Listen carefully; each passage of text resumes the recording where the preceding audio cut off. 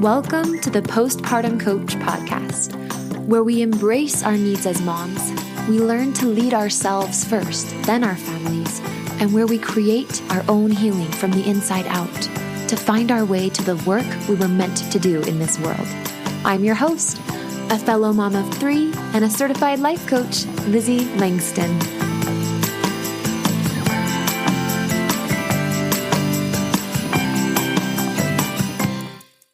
What's up, everybody? Hi. I just did some yoga in my office. Lately, I feel like I'm coming back to life in the best way for a couple reasons. Number one, I was down with an infection and I took a day off and didn't eat very much for a couple days and was sick. And then number two, I have been getting coaching and taking my own work from lack and insufficiency to abundance and enoughness. And I have just felt the difference in my energy and in my body. Today, we're going to be talking about how the body is an instrument of integrity. The body never lies. And the body, your body, knows how to solve your problems. Creepy much? I love it. So woo. And yet it's so real and it works. So the main thing I want you to understand today and what I'm going to be teaching you to help you achieve and create, although the best way always is to hire me for coaching. I can teach you all the things for free on the podcast. And it's like they logically click and they're in your head, but in order to get them into your body and into your life and implemented, that's coaching. Right? So we're rewiring the brain one thought system at a time, and it just takes some time. So LizzieLangston.com/consult, come work with me. But I will just say that reconnecting from being up in your head, and as women, that's where we end up, is up in our head a lot of the time, and we'll talk about why, to down in your body is what will help you decrease your anxiety and manage it, come out of depressiveness, and better understand what's creating your depressiveness. So when you go from your head and you go into your body, and I'm going to talk about what that means, you have the answers. Believe it or not, in my coaching with my clients, this is the main skill that I teach them, is how to reconnect to their body. It's easy to do on a coaching call, right? Or if you're listening to a podcast and just try a little body scan for a minute, but it's learning how to do it so that in the moments when you normally would be screaming your head off or panicking, it's doing it then. It's being able to go into your body when your body doesn't feel comfortable. Here's what normally happens. Okay, I'll give you an example. Let's say you just had a baby and the baby's crying and you're not sure why. And what normally happens is we feel anxiety in our chest and probably down in your stomach, there's some tightness. Your heart's pounding. Your teeth are clenching. That's what's happening in your body. But you don't know that. You're up in your head going 100 miles an hour like this. I wonder if she didn't eat. Maybe she did eat. Maybe did she get enough food? Is she still hungry? Do you think she's in pain? Let me feel her stomach. What do you think the doctor would think? What is my husband going to think? Is she going to wake the other kids up? Right? That's where we go because the body feels scary. But here's what I offer. So same example, baby's crying. Maybe it's the middle of the night and you don't know why she's crying yet. And you start to feel the tightness in your chest and you start to feel the clenching in your stomach area and you start to feel your heart rate go up and you start to feel your mouth get tight. If you're my client and if you've been doing this work, what you're able to do is take your mental awareness and put it into your body. So whether that means you close your eyes or not, it's totally possible. Don't let yourself get confused, by the way. Your brain's going to be like, what? How do you do that? What does she mean? Yeah, keep listening, but the confusion is actually just fear. It's actually very intuitive to know how to do this. It's your body, for goodness sake. You're in it. It's just a matter of doing it despite the discomfort that might be there. Okay, so moving on with the example, you're holding your baby, you notice your clenchedness in your body. And so if you're my client, you're taking a breath, even if it's just a short one, right? If your chest is tight, you're probably not getting a really deep breath, but you're not freaked out about that. You're not like, oh my gosh, I can't get a big breath. Oh my gosh, what's happening? You're just noticing it and you're curious about it and you're seeing it. Baby's still crying. You're still bouncing her on your chest, but you are in charge of what's happening in your body. You're noticing it. Okay. And being in charge, by the way, doesn't mean, no, I'm not allowed to feel this. I'm freaking out, like dictatorship. It's just the curious king who's just like, okay, or queen, who's like, oh, what's going on with my subjects today? How are we? Right? So we are noticing the tightness in our chest and we're meeting it where it is. We're not running away from it. We're not thinking it's a problem.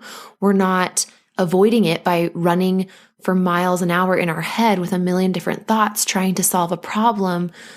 When our body is like this, it's so hard to have access to our best creative juices and our most calm, wise choices and intuition, right? What do you need more when your baby's crying and you don't know why than that mother's intuition?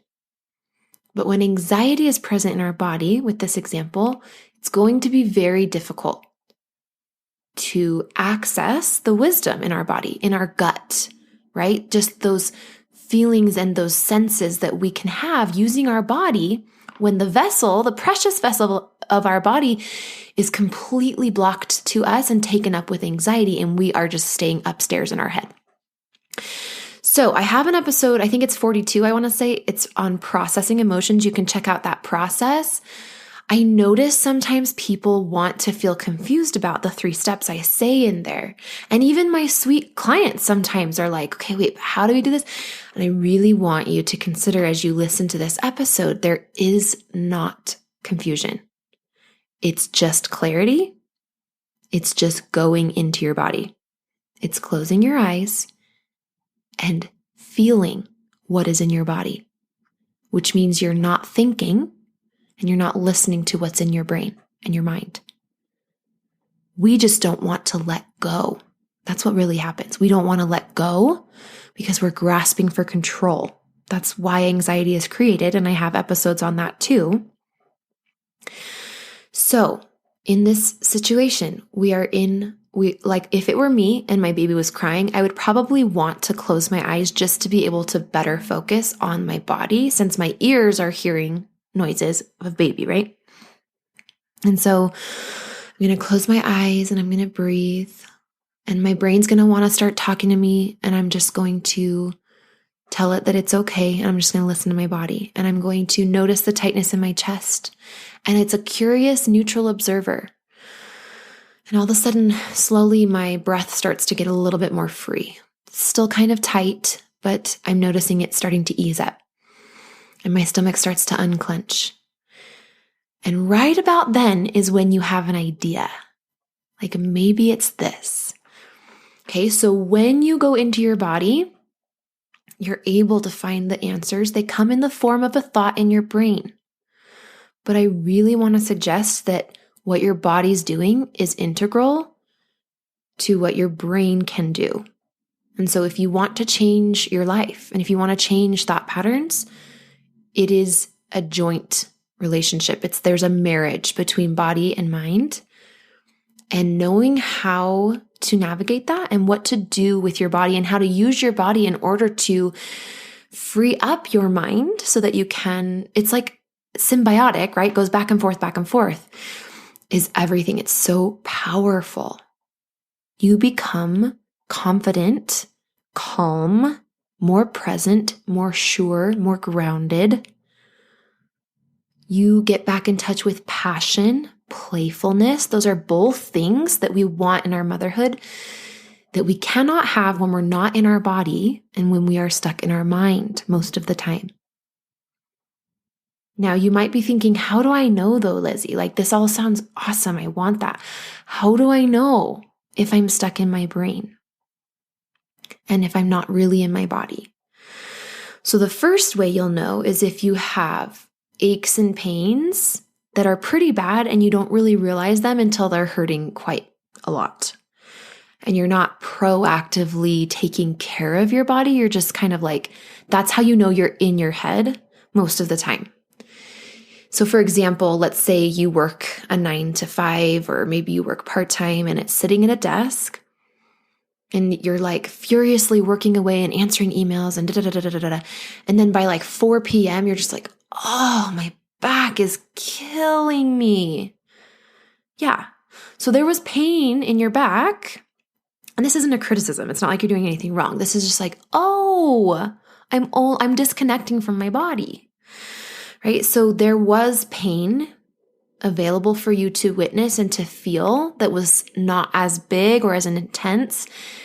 And had you been checking in with your body and breathing and, just scanning your body and all of that, you might have been able to maybe do some yoga on your lunch break or take a 5-minute break and stretch. But when we're in our head, we don't do those things. Another example is, let's say you're in the bedroom with the hubs and he's like turned on and he wants to initiate something and get something going sexually, and it totally catches you off guard. And you're like, oh, wait, what?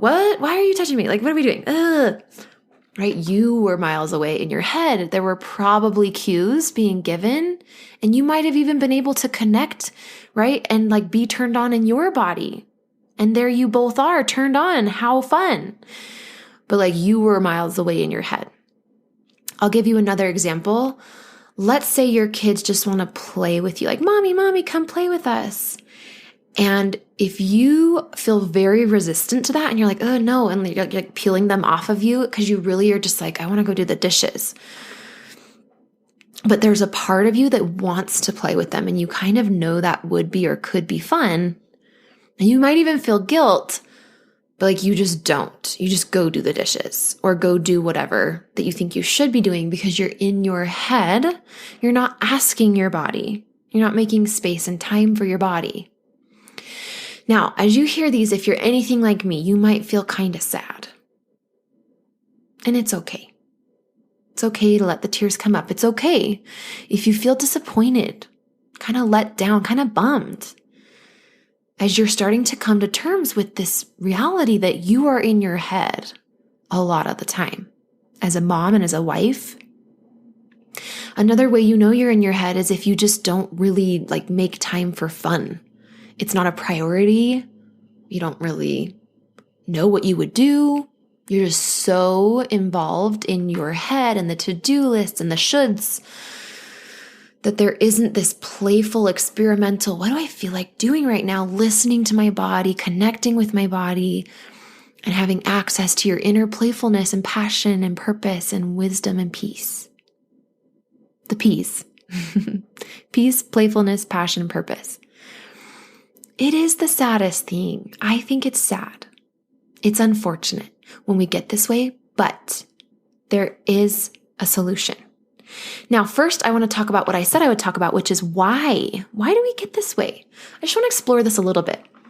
As I did a lot of work to get back into my body with coaching and healing from depression, I started to realize that our society definitely prioritizes productivity versus playfulness in the professional world and even in motherhood, which sometimes has a flavor of professional depending on which Instagram accounts you follow and who you listen to, as far as what you think, how you think your motherhood should go, which that's another thing. We're listening to other people. We're not asking our own body. We're not getting curious about our own signature motherhood based on our body's energy, based on our passions and our playfulness and the versions and the activities that we would enjoy, right? That's a different conversation. But I think that overall, for example, is it really appropriate to dance while you're waiting in line at the DMV? Right? It has been socially deemed not appropriate. Like, don't dance, right? If your 5-year-old's kind of dancing, yeah, maybe for a kid, but eventually between the age of 5 and 15, somewhere along the lines, and for sure by 25, we've learned not to dance. not to listen to our body and do what it wants to do. Now, am I saying like you always have to, or like we just do what the body wants no matter what? No, sometimes there might be a time where it feels like we want to just buckle down and get something done. But when we're connected to our body, then we know, okay, I'm going to be at my desk all day. I'm going to do this activity before I do that. Or, okay, I was just at my desk all day. What does my body want? It wants to stretch and relax and go take a bath or whatever. All right, so there's ways to still be socially appropriate and take care of your body. But the tricky thing is, I think along with learning social appropriateness, sometimes we just, in order to be socially appropriate at a young age before we were, maybe our body was ready and we didn't know exactly how to facilitate our body's needs and be socially appropriate, we just turned it off. Just turn it off, right? Especially another piece to this is women, right? It's not okay for you to be to be turned on. Men, it's just like socially written in the books. It's okay for them to like be turned on. We make space for that societally a lot more, we tend to, than for the woman. It's more okay for her to have intellectual pursuits or domestic pursuits or crafts that she wants to do or beauty and makeup and whatever. But to be turned on and to enjoy like eroticism and like her own pleasure and body and even fantasize about like a future husband, like that, being in your body and enjoying what your body lights up and has within it. Yeah, it's kind of like, nope, not so much, not until you're married. And then the expectation and the desire of men or society, however we want to paint it, is that the woman, she needs to be good in bed, like make it fun, please me, right? And I'm not trying to say men are bad and, society and the patriarchy. I'm not delegating responsibility here to anyone.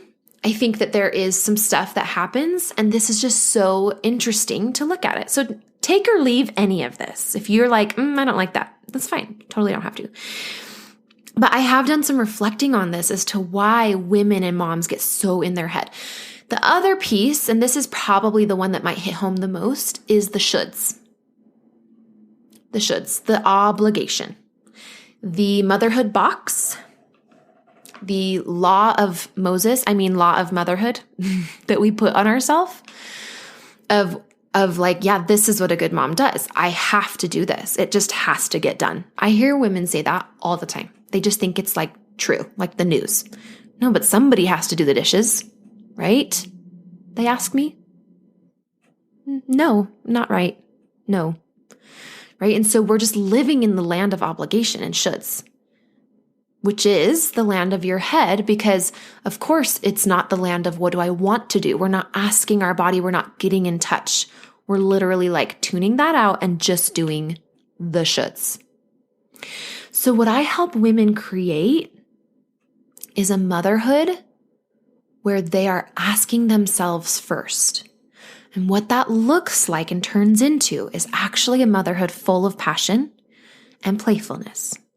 Now, you might be like, oh, that sounds so amazing. And this just seems so simple. Like, okay, I just connect with my body and I get this amazing, like all these things that I've wanted forever that I feel sad that I'm not actually feeling in my motherhood.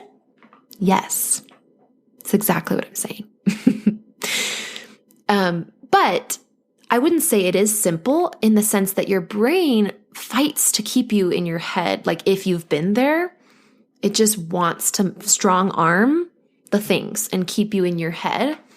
And so there's a lot of deprogramming. That's why I work with my clients for months at a time. And that is coaching. Coaching is the way, is the avenue to go from your head to your body, not just once after you listen to a podcast or trying to meditate here and there, or trying to be better about it, like actually creating a permanent change in your life.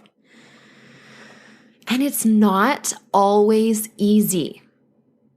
I'm thinking of a particular client who hired me. We're going on 5 or 6 weeks of coaching, and I've watched her be afraid of making these changes. Like, what's my husband going to think if I just don't do the dishes? Right? When we stop living out of obligation. there are some fears that inevitably come up because our brain is afraid of what's new. So I call that the river of misery. And it's not actually misery. It's just new emotions. New emotions that are the price of change and transformation. But if you are sold, if you're very clear on the result you want to create, and the consult is to help you get clear, but I know you guys, you are purposeful, driven, self-motivated women, okay? And you don't settle for a life that you don't love. They ain't got time for that. You've got too much you want to give in your legacy and leave in your legacy for your motherhood. And there's too much good that you want to do to be drained and living in a small box of obligation. Am I calling motherhood small? Absolutely not. But does it feel small in our body and quiet and shut out when we're just doing things because we should? So if you want to awaken your senses, if you want to return to calm and peace and presence and playfulness, maybe you were like that when you were single before you got married, and maybe you honestly, when you honestly answer, you're like, I've never been able really to be like that. Maybe you were an oldest child and there were a lot of expectations put on you. Or maybe in your family of origin where you were raised, you were shamed for having a lot of emotion and really expressing it and connecting to your body. You were called dramatic, or you were told that was inappropriate and to stop. It doesn't matter. What matters is where you want to go, how you want to be now, how you want to teach your daughters to be, what you want to model to them. If you are on fire to do this work, if you are like, yes, I know this is the work I want to do, I want to change this, and you're willing to feel anything, I'm the coach for you. It's LizzieLangston.com/consult. I know you can make the changes. I help clients do it all the time. It's just a matter of money and time and your commitment. So if you're there, I'd love to work with you. Hop on a consult and we'll talk soon. Hey, Lizzie here. I've helped dozens of postpartum moms just like you to manage their postpartum anxiety and deconstruct their postpartum depression. It's really easy for me. So if you're ready to feel better, I know the way. Let's chat on the phone.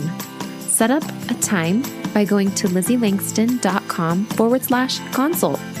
It's pretty simple, and I will be calling you soon.